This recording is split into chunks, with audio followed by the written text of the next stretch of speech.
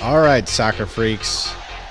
This is ATL On Fire, the podcast. We're going to be talking all things Atlanta United Football Club. So sit back, buckle up, and enjoy.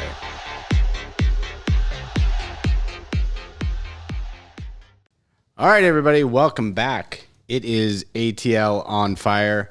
For real today, Dave. For real. It's finally chilly enough, and I found some firewood from a good friend. Yeah, who might that be? Yeah, thank you.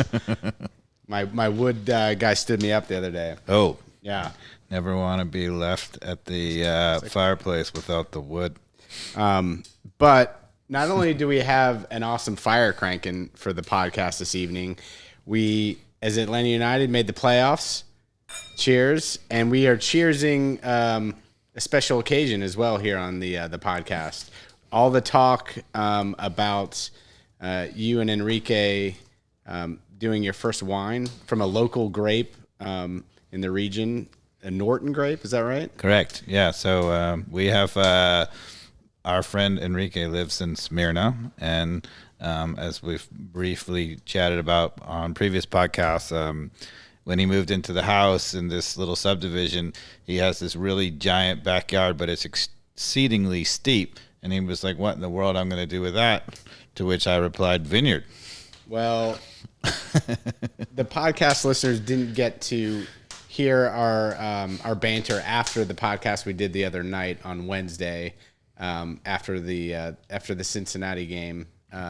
No, that wasn't the Cincinnati. That was the Toronto game, right? Yep, Toronto. After the Toronto game, Dave and I were sitting around and talking about his wine, and I've yet to taste it until this evening, but I didn't think he was I underestimated these guys. Let's just put it that way. I didn't think that they were capable of, on a first go, from a southeast region grape, red grape, to make a wine that, A, was drinkable, but be on the spectrum of good.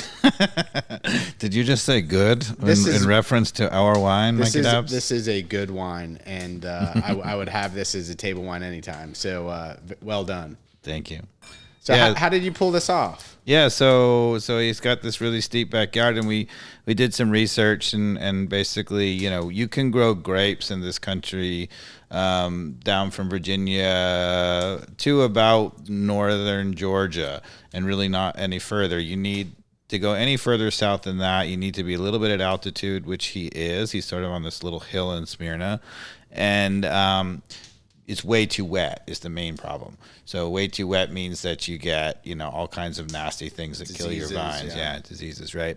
But being on a huge slope means the water just runs right through, and it ends up, the soil is extremely dry.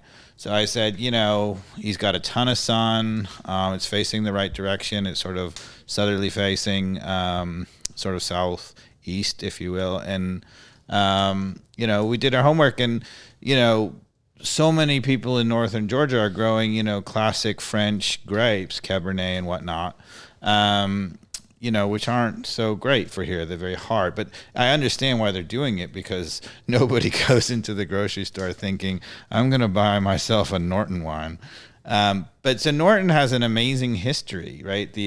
Literally starting with the forefathers, Washington and Jefferson were trying to make wine in this country. And they assumed that they would find an American grape that could make a delicious wine. And they failed and failed and failed. And then, fast forward a while, there's this guy, Dr. Norton, and, he succeeded. He found a native grape in Virginia that makes a delicious wine. It actually spread quite rapidly to Missouri. That's where it was mostly grown. But then Prohibition wiped it out completely. Yeah. By the time Prohibition ended, California was finally starting to go. And eventually, of course, California succeeded in using French, varietals, right. Cabernet and whatnot, Merlot, and very successfully. Yeah. Mondavi was the pioneer there in California, right? Right, and so Norton was history. But, Norton during an early time, some of the Norton wines that were made in Missouri actually won some medals in Europe as being really terrific wines.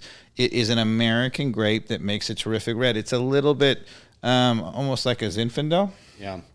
And the key to it is because it's a Native American grape, it's resistant to everything. So you can actually grow it successfully.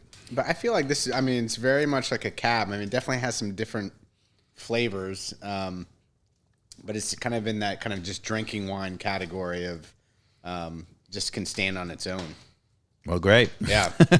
So we had, you say that we had modest expectations too. I am not kidding. Like I would have been harsh on you. I really would have been. I'm not blowing smoke. It's well, really, I'm glad. Really solid.